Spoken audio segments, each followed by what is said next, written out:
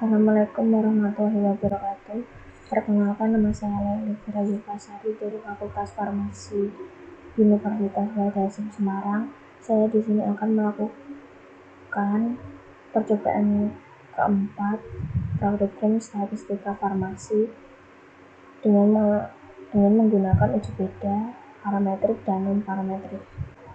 Di sini sudah terdapat kasus 1 atau 2 dengan soal sebuah penelitian dilakukan untuk mengetahui efek pemanasan terhadap pH atau keasaman emulsi yang dibuat dengan emulgator lecitin.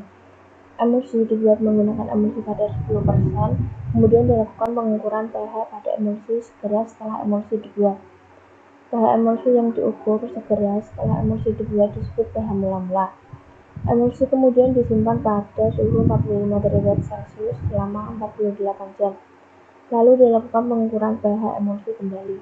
pH emulsi yang diukur setelah emulsi disimpan pada suhu 45 derajat Celcius selama 48 jam disebut pH pemanasan. Pada tabel berikut ini merupakan rangkuman hasil pengukuran pH. Pertama yang dilakukan menentukan nilai rata-rata terlebih dahulu. Pertama kita buka SPS-nya di variabel view, kita klik, kemudian nama ini diisi mula-mula.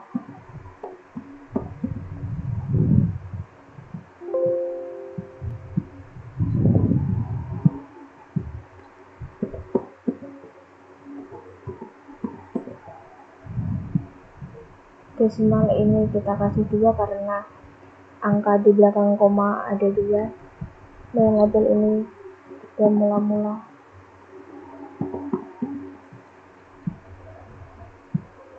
Measure kita ganti scale, ini pemanasan.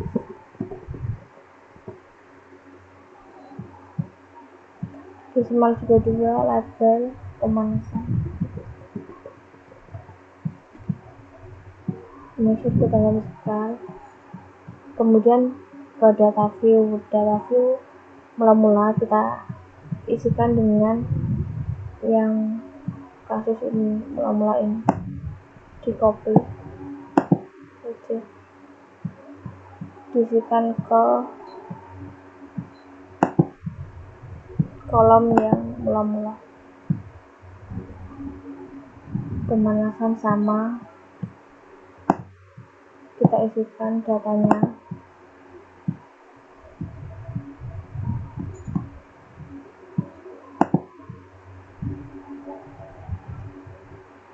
Kemudian kita analisis, ingin mencari rata-rata, kita klik analyze, descriptive statis, kemudian frequent, kita klik. Di sini mula-mula dipindah ke variabel sama pemanasan.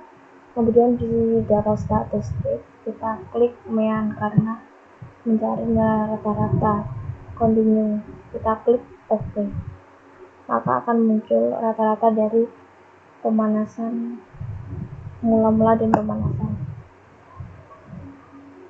Yang nilai rata-rata mula-mula rata-ratanya 4,5375 dan pemanasan 9725. Kemudian kita lihat soalnya. Pemanasan dinyatakan berada pada pH emulsi bila rata emulsi mula-mula lebih besar dibandingkan pH pemanasan. Di sini hasil outputnya mula-mula lebih besar daripada pemanasan. Jadi pemanasan berada pada pH emulsi karena rata-rata pH emulsi mula-mula lebih besar dibandingkan dengan pH emulsi pemanasan. Sekarang kita menggunakan uji Shapiro-Wilk. Kenapa menggunakan uji Shapiro-Wilk? Karena data kurang dari 100, jadi menggunakan uji Shapiro-Wilk. Sebuah data dikatakan terdistribusi normal jika memenuhi syarat. Signifikansi normalitas lebih dari 0,05 sama signifikansi homogenitas lebih dari 0,05. Jadi kita pertama-tama menentukan normalitasnya terlebih dahulu. Kita dari tabel tadi sama mula-mula ini, name mula-mula, label mula-mula, desimal 2 karena datanya di belakang koma ada 2. Kemudian kita analis untuk menentukan data normalitasnya. Kita klik analis, kita pilih deskriptif statistik, kemudian explore. Mula-mula sama pemanasan dipindah ke dependent list. Kemudian ini pilih plots. Di plots ini kita klik, kemudian di deskriptif centang ini step and left kita buang, box plot kita non, normality plot with test kita centang, lalu klik continue. Klik OK, maka akan muncul outputnya.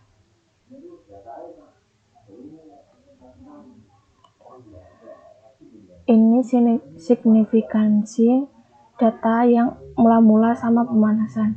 Mula-mula signifikansinya 0,182 dan pemanasan 0,006. Dikatakan normal jika data melebihi signifikansinya lebih dari 0,05. Di sini signifikansinya kurang dari 0,05, maka dikatakan tidak terdistribusi dengan normal. Ini untuk normalitasnya. Sekarang kita akan melakukan uji homogenitas.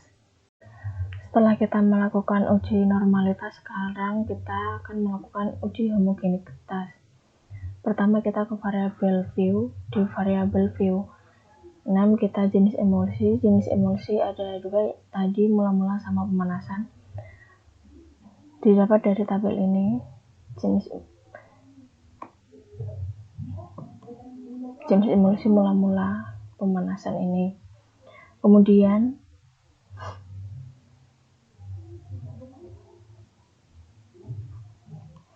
name ini yang kedua pH desimal 2 karena angka di belakang koma ada 2 angka. Kita label, kita isi pH jenis emulsi, labelnya juga jenis emulsi. Ini untuk values kita kasih kode pertama 1 mula-mula.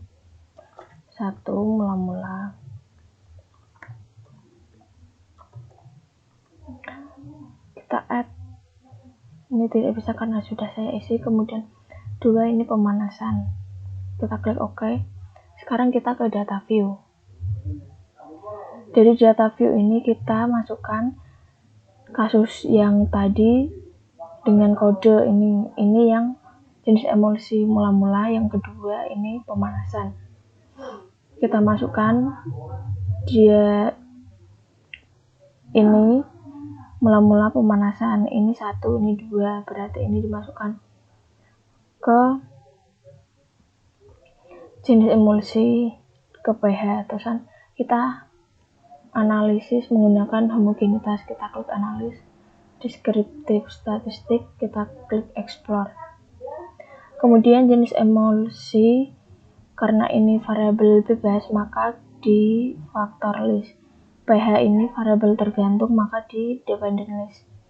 Kita ke statistik, ini deskriptif, kita centang ini benar, dan klik continue. Kita pilih plot, kemudian ini di deskriptif stem and left hilangkan, ini box plot non hilangkan, di non. Kemudian normality plots with test juga dihilangkan, ini diganti power estimation. Sekarang kita klik continue.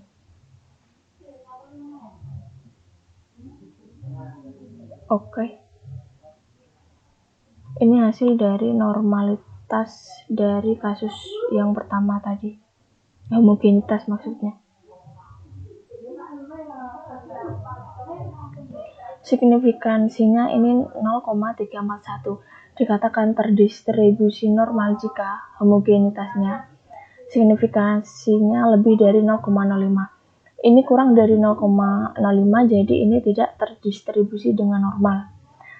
Jika tidak terdistribusi dengan normal, sudah melakukan uji normalitas sama homogenitas, kemudian kita akan melakukan uji Wilcoxon karena tidak terdistribusi dengan normal. Jika terdistribusi dengan normal, maka menggunakan uji T tergantung atau dependent. Lakukan uji Wilcoxon. pertama kita isi name dengan mula-mula, desimalnya 2, label mula-mula, kemudian measure scale, pemanasan, ini desimalnya juga 2 karena 2 angka di belakang koma, kemudian measure jangan lupa dengan scale, label juga pemanasan. Kemudian kita ke data view. Di data view mula-mula kita dimasukkan yang tabel yang awal tadi, kasus yang ini dimasukkan ke sini, yang mula-mula ini pemanasan. Kemudian kita analisis menggunakan Wilcoxon dengan klik analis, kemudian kita klik non parametrik.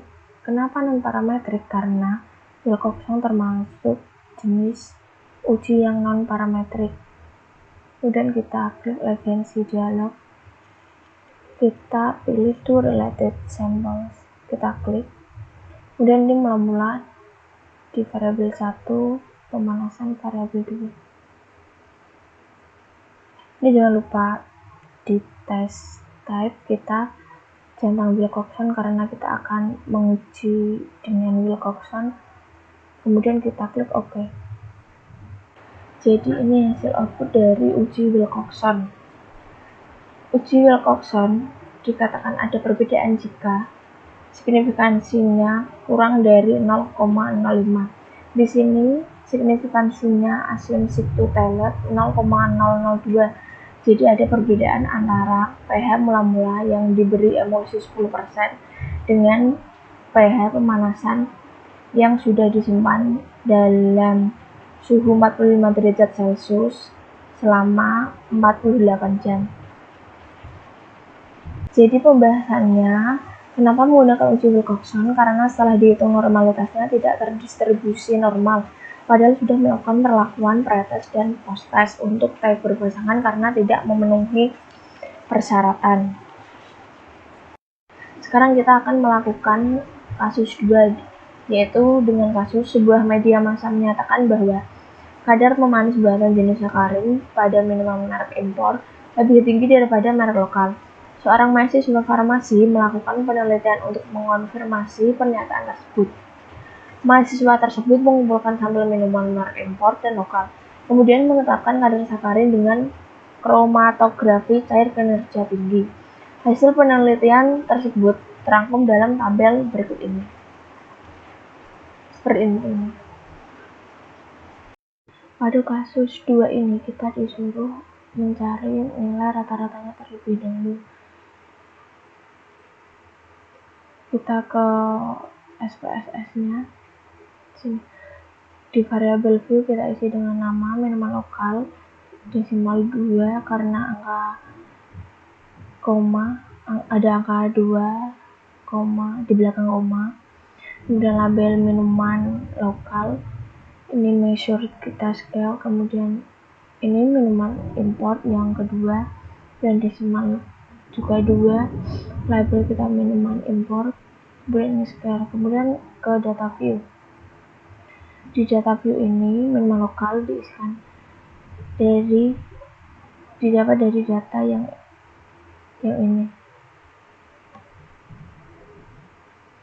ini yang lokal, ini yang impor. Kita isikan semua data tersebut di sini. Kemudian kita analis untuk cara mencari rata-ratanya. Kita klik analis, kemudian descriptive status, kita frequent, kita klik, kemudian minuman lokal ke variabel, minuman impor juga ke variabel. Kemudian kita klik statistik, kemudian di central tendency, kemudian dicentang karena mencari rata-rata. Kemudian kita klik continue, kemudian kita OK, maka akan muncul output. Ini main dari minuman lokal dan minuman import. Minuman lokal 0,5870 dan minuman import 0,5095. Dari pernyataan yang ada di kasus ini, kadar sakarin pada minuman merek impor dinyatakan lebih tinggi daripada merek lokal bila Rata-rata kadar sakarin pada minuman merek impor lebih besar dibanding merek lokal. Di sini kita bisa lihat minuman lokal lebih tinggi daripada minuman impor. Jadi rata-ratanya dapat disimpulkan bahwa rata-ratanya tidak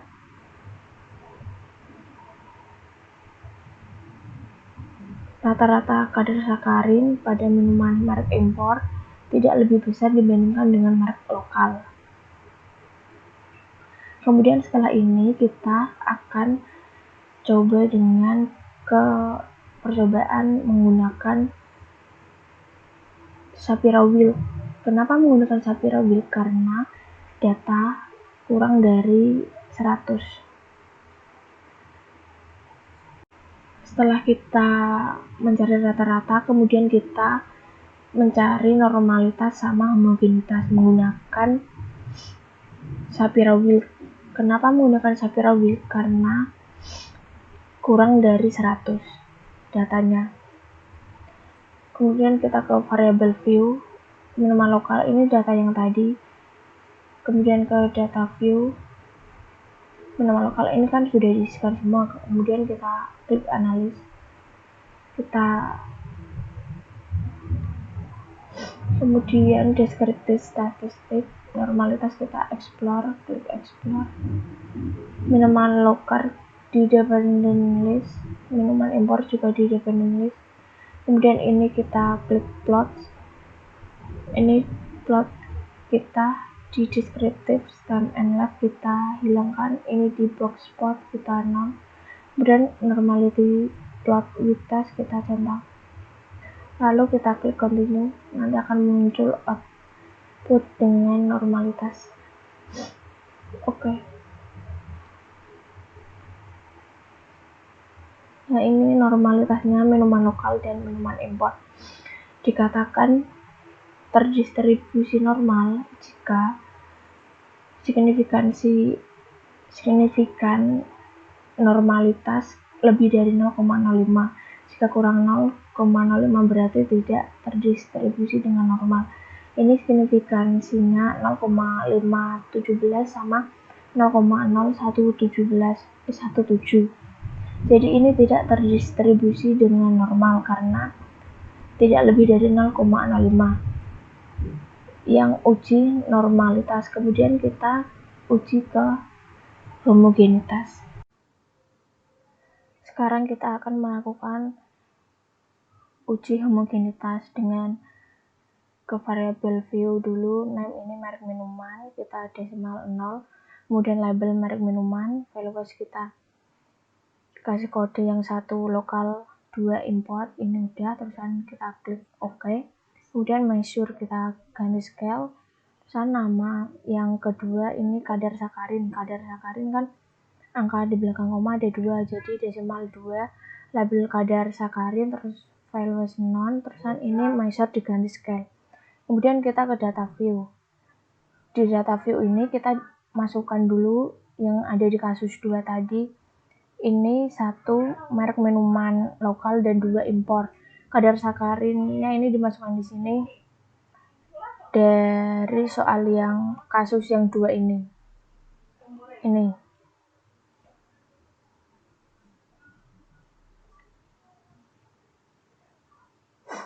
Kemudian kita analisis menggunakan, kita klik analis, deskriptif statis karena kita akan menguji homogenitas, kita explore, klik explore, terusan ini merek minuman di faktor list, terusan kadar sakarin di dependent list.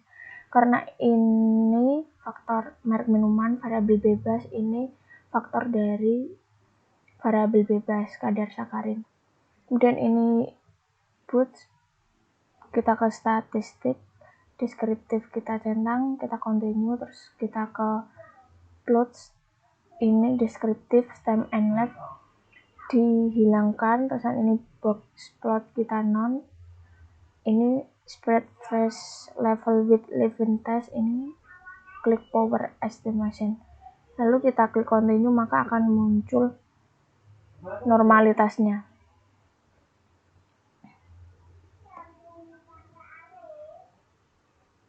homogenitasnya maksudnya. Ini homogen dari kadar sakarin minuman lokal dan minuman impor. Signifikansinya 0,671. Dikatakan terdapat perbedaan normal jika signifikansinya lebih dari 0,05. Ini kurang dari 0,05, jadi ini tidak terdistribusi dengan normal. Maka selanjutnya kita akan menggunakan uji coba Mann-Whitney. Kenapa menggunakan uji coba Mann-Whitney? Karena sudah diuji normalitas sama homogenitas, ternyata tidak terdistribusi normal. Jika terdistribusi normal, maka menggunakan T tidak tergantung atau independen. Sekarang kita akan melakukan uji Mann-Whitney. Uji Mann-Whitney, kita ke variable view. Ini datanya seperti pada saat kita uji homogenitas. Variable view ini merek minuman, values lokal, measure ini scale, jangan lupa ini desimal 2. Sama saat tabelnya sama pada saat uji homogenitas. Sekarang kita akan menguji Mann-Whitney. Kita klik analis, kemudian kita pilih parametric test karena ini Mann-Whitney termasuk uji non parametric test. Kemudian ini legacy dialog, kita klik, terusan pilih to independent samples, kita klik.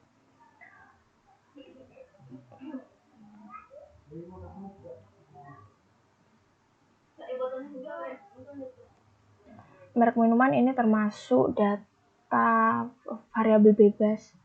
Jadi kita ke grouping variabel, ini kadar sakarin, variabel tergantung, jadi ke tes variabel list. Kita define group ini dikasih grup 1. Ini grup 2. Kita continue, kemudian kita ke option ini statistik deskriptif, kita klik, terusan kita klik continue. Jangan lupa test tab dicentang Mann-Whitney karena kita akan melakukan uji Mann-Whitney. Setelah semuanya sudah, kita klik OK, maka akan muncul outputnya.